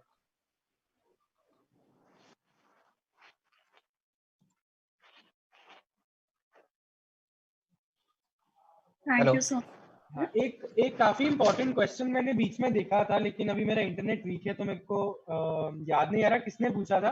किसी ने बोला कि मैंने काफी बार सुना है और पढ़ा है कि एंटरप्रेन्योर्स आर बॉर्न, है ना? तो ये entrepreneurs can not be made, entrepreneurs are born, ये उन्होंने इन्वर्टेड कॉमा में कोट लिखी थी।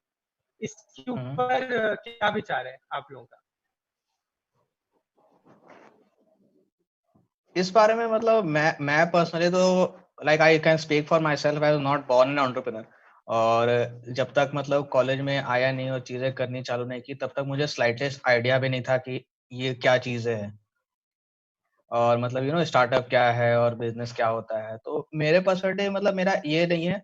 हाँ, ये एक चीज है कि मुझे लगता है कि एक स्किल जो रिक्वायर्ड होती है एंटरप्रेन्योर में, वो ये होती है कि हाँ, आपके पास थोड़ा सा एक डिटर्मिनेशन होना चाहिए। You need to have fuel कि आपको लगे कि हाँ, आप कर सकते हो और फेलियर से डील कर सको।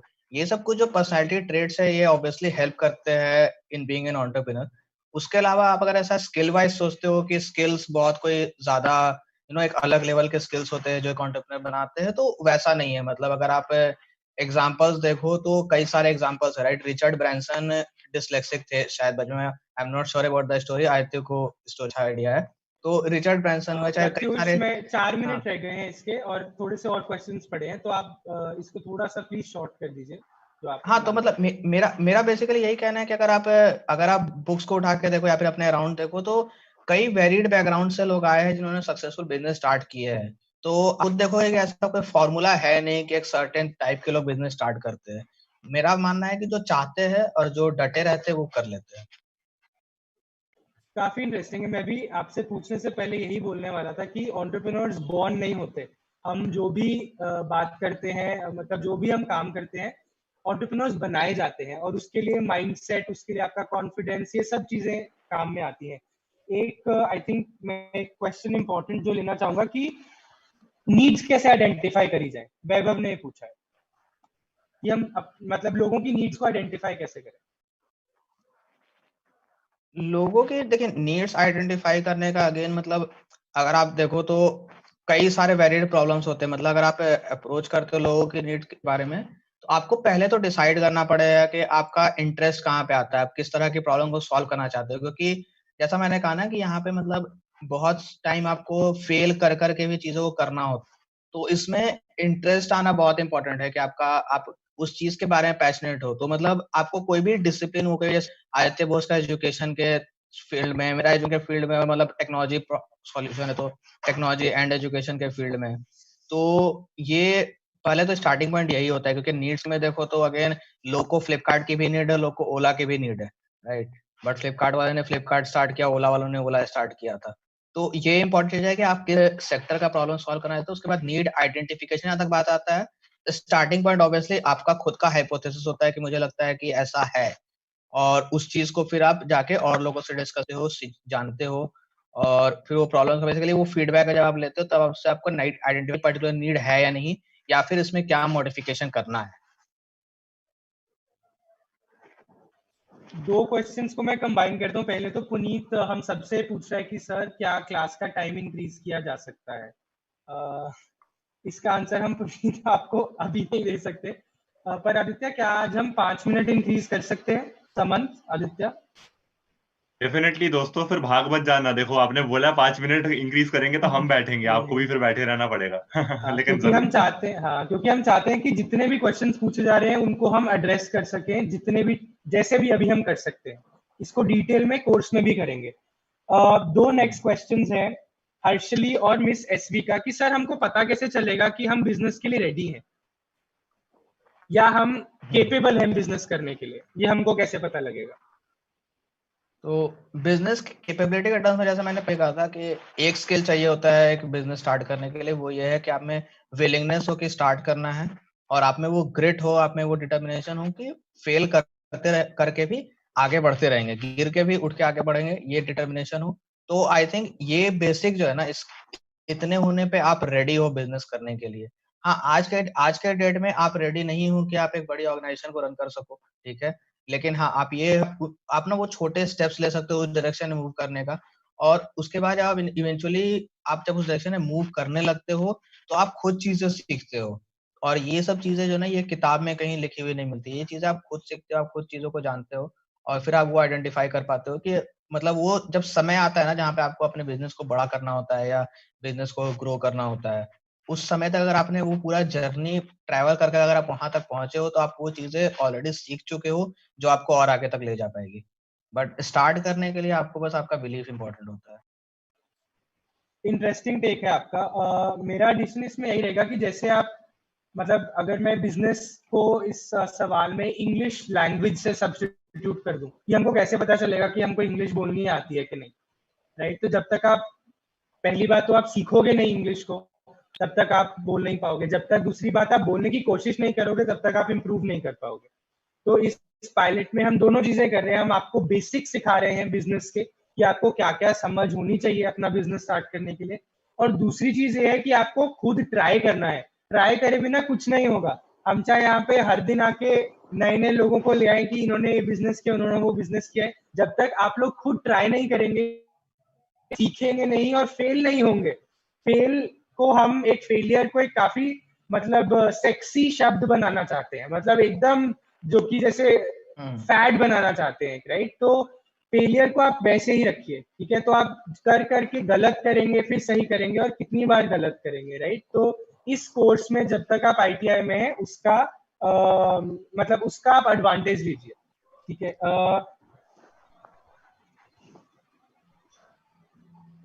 कई और क्वेश्चंस है, मैं पूछती हूँ अक्षय। मेरा चैट नहीं खुल रहा है, हाँ, आप प्लीज पूछो। पूनम पूछ रही हैं कि how to start business in low investment. And Amit, मैं इसके साथ एक और क्वेश्चन क्लब कर लेती हूँ। अमित का क्वेश्चन है कि sir how do you plan on growing your business. तो प्रत्युष प्लीज। तो जैसा कि मैंने कहा था कि मतलब लो इन्वेस्टमेंट पे स्टार्ट करने का जो मैंने पहले ही बात की थी कि मिनिमम वायबल प्रोडक्ट का जो कॉन्सेप्ट होता है कि आप चीज को सब कम से कम समय में और कम से कम लागत में बना के आप लोगों के पास लेके जाते हो, और लेके जाते हो आप फिर समझते हो कि आपके बिजनेस में वैल्यू है कि नहीं। तो उसमें आपका लागत कम लगता है, आप चीजें बना के देख सकते हो, क्या चेंजेस करने हैं वो कर सकते हो। और उसके बाद अगर आपके पास इन्वेस्टमेंट लो है तो आप इनिशियली कोई ऐसा कस्टमर ढूंढो जो आपको पैसे देने के लिए तैयार हो। और ये मतलब ढूंढना थोड़ा मुश्किल हो सकता है, लेकिन कोई आपको ऐसा ढूंढे जिसको ये भरोसा कि हाँ आप उसकी ये प्रॉब्लम सॉल्व कर दोगे, ये पर्टिकुलर सॉल्यूशन आप उसको डिलीवर करोगे, और फिर उस डिलीवरी के प्रॉमिस पे फिर आप वो चीज बना के आप फिर इवेंचुअली वो डेवलप करके उसको डिलीवर करते हो। तो ये एक इम्पोर्टेंट है कि आप मिनिमम वायबल प्रोडक्ट का जो कॉन्सेप्ट आता है वो इसीलिए आता है कि आप आप कम लागत में कम समय में आप चीजों को बना पाओ, ताकि आपको जांच ये ऐसा ना हो कि आपके बहुत सारे पैसे लगे और फिर आपको रियलाइज होता है कि आपने जो बनाया वो फंडामेंटली कुछ गलत था, तो उस केस में वो पैसे चले जाते हैं। तो इनिशियली आप MVP बनाने में ये हेल्प करता है कि आप अगर MVP बनाते हो तो आपका कम इन्वेस्टमेंट में आप स्टार्टअप कर सकते हो।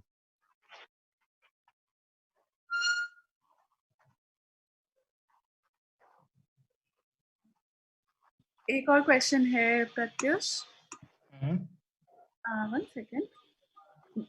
हाई रॉक ने पूछा है कि बिजनेस में जितना रिस्क ज्यादा होता है या लिया जाता है, क्या बिजनेस ज्यादा ग्रोथ करता है? ये उन्होंने किसी बुक में पढ़ा है, तो आपके व्यूज क्या हैं? क्या है, फिर से बोलेंगे? मतलब उन्होंने कोड क्या है? कहा कि जितना बिजनेस में रिस्क लेते हैं, क्या बिजनेस ग्रोथ करता है? लाइक उन्होंने कहीं पढ़ा था, तो वो बस जानना चाहते हैं कि आपके व्यूज क्या हैं इसमें। तो रिस्क को लेके देखिए, रिस्क को लेके दो तरह का होता है। मतलब रिस्क को अगर आप सपोज, एक होता है ना कि अगर आप एक प्योर गैम्बल के तौर पे अगर रिस्क देखते हो, ठीक है, कि वो प्योर गैम्बल के तौर पे आपने रिस्क लिया जहाँ पे आपका आउटकम पे कोई कंट्रोल नहीं है, वो एक गैम्बल होता है। वो एक अलग तरह का होता है जहाँ पे आपने किस्मत पे छोड़ दिया, ठीक है, और बस आप वो एक। लेकिन जहाँ पे आपका आउटकम पे कंट्रोल होता है, तो मैं उसको रिस्क के तौर पे नहीं देखता हूँ, क्योंकि दो चीजें होती है कि अगर आपके आउटकम पे कंट्रोल होता है तो मतलब you are putting in some effort, आप उसके लिए कोई चीज कर रहे हो और आप एक जर्नी के थ्रू जाते हो आप उस एंड रिजल्ट तक पहुंचने तक। तो वो एंड रिजल्ट आपके डिजायरेबल हो ना हो, लेकिन आपको वो जर्नी जो है ना, वो जर्नी आपको बहुत कुछ सिखा रही है। तो ऐसा वो मतलब उसको रिस्क की तरह मैं देखता ही नहीं हूँ कि वो रिस्क हो बिजनेस स्टार्ट करना। और ऑब्वियसली मतलब ये, और जितना बड़ा रिस्क लो बिजनेस उतना बड़ा होता है, मतलब इस पे कई व्यूज हो सकते हैं। इस पे इम्पोर्टेंट ये होता है कि आप एक रिस्क का कहते हैं ना, रिस्क एपेटाइट जो होता है, तो इस चीज का भी ख्याल रखना पड़ता है कि मतलब ऐसा नहीं होता है कि आपने सारे पैसे किसी एक जगह पे या फिर किसी एक सॉल्यूशन पे आपने सारे पैसे लगा दिए, किसी एक क्लाइंट के एक प्रॉम्प्ट ने अपने सारे रिसोर्सेज डाल दिए। तो ये सब चीजें जो होती है, ये सब चीजें ध्यान रखना कि आप कितना रिस्क अफोर्ड कर सकते हो और उसके अकॉर्डिंग चीजों को प्लान करना। तो अगर आप चीजों को प्लान करते हो, चीजों को बहुत हद तक अपने कंट्रोल में करना चाहते हो, तो वो रिस्क होता नहीं है ऐसे। आई थिंक बाकी मेरा यही कहना है कि ऐसा जरूरी नहीं है हमेशा कि जितना रिस्क ज्यादा लोगे उतना ही बिजनेस ग्रो करेगा। ये सही नहीं है, राइट। डिपेंड करता है बिजनेस टू बिजनेस। कहाँ पे रिस्क की जरूरत है, कब जरूरत है रिस्क की, ये इसका अगर आपने रिस्क कर दिया, इसका मतलब ये बिल्कुल भी नहीं है कि आपका बिजनेस ज्यादा ग्रो करेगा। मेरे पास एक और क्वेश्चन आया है कि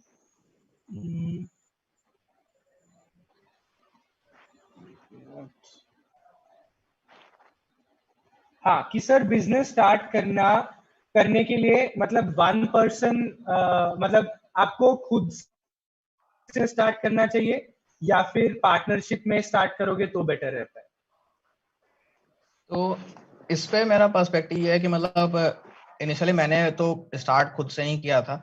पार्टनरशिप से आपको फायदा ये होता है कि पार्टनरशिप फर्स्ट ऑफ ऑल की बिजनेस स्टार्ट करना है ना, बिजनेस में कई सारे एस्पेक्ट्स होते हैं।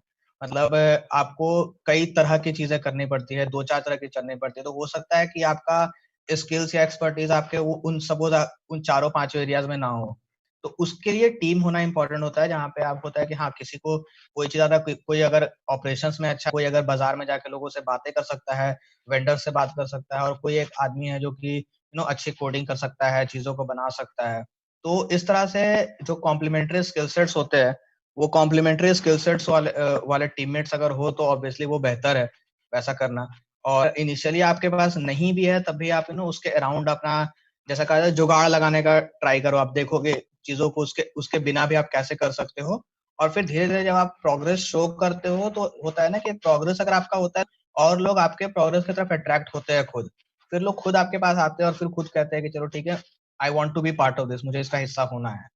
और फिर इसमें आप क्या कर सकते हो। तो इवेंचुअली एक पॉइंट के बाद आपको ऑब्वियसली चाहिए होता है, क्योंकि आप हर काम खुद नहीं कर सकते हो, तो पार्टनर हेल्प करता है। और अगर आपको इनिशियली, अगर आप लकी हो कि इनिशियली आपको कोई ऐसा पार्टनर मिल जाए जो आपको आपको समझता है, आपका बिजनेस का पैशन आपके साथ शेयर करता है और same level of commitment show करता है आपके बिजनेस में, तो उससे ये फायदा है कि वो पार्टनर जो होता है ना, वो एक दूसरे को मोटिवेट भी करते रहता है। और मतलब एक चेक बना रहता है, जहाँ पे ऐसा होता है कभी आकर आप काम कम कर रहे हो तो सामने वाले ने बोल दिया, कि थोड़ा एक मोटिवेशन बना रहता है उस चीज में। और अगर आप डील कर सकते हो बीइंग अ सोलो फाउंडर, तो आप सोलो भी स्टार्ट कर सकते हो। इसका कोई एक करेक्ट आंसर नहीं है, ऑब्वियसली पार्टनर होना रहता है, बट जरूरी है कि पार्टनर अच्छा हो। ये क्वेश्चन सपना का पास एक लास्ट क्वेश्चन है कि सुभाष कह रहे हैं कि सर अभी मैं स्विंग टेक्नोलॉजी में हूँ, पर मुझे फैशन डिजाइनिंग करना है और एक अच्छा डिजाइनर बनना है, तो उसके लिए मुझे इंग्लिश लैंग्वेज अच्छे से नहीं आती और पैसे की भी प्रॉब्लम है, तो इसके ऊपर आप क्या कहना चाहोगे? इसके बारे में कहना चाहूंगा कि आप जिस भी फील्ड में आप एक्सेल करना चाहते हो, आज के डेट में फॉर्चुनेट है कि मतलब इंटरनेट ने बेसिकली पूरे दुनिया को छोटा बना दिया और सारे रिसोर्सेज जो वो आपके डिस्पोजल पे है।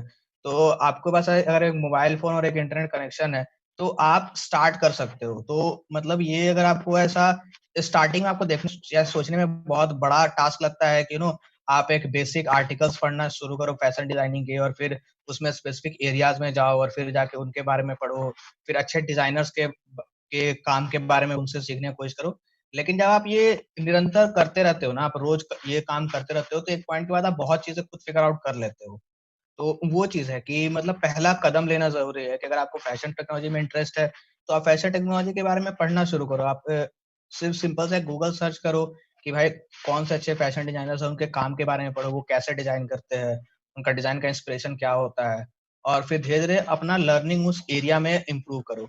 आप जब एक बार वो इम्प्रूव करते हो, जब उस एरिया में आप जब डाइव करने लगते हो, उसके बाद फिर वो रास्ते खुद आप बनाते जाओगे, और वो मतलब हम आपको नहीं बता पाएंगे, वो खुद आप ही खुद बनाते जाओगे वो रास्ते।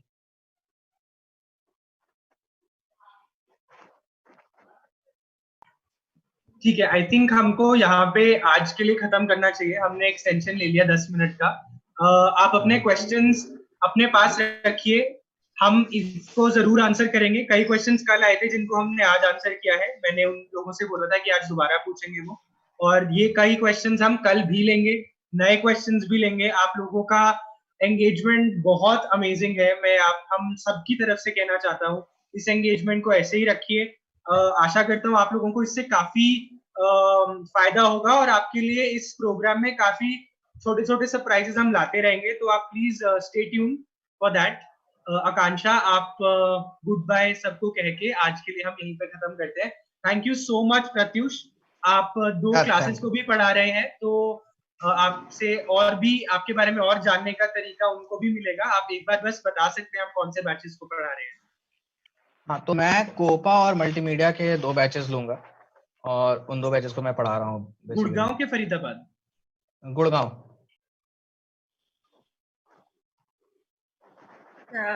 Thank you so much, Pratyush and Akshay, and also thank you for being on this call throughout.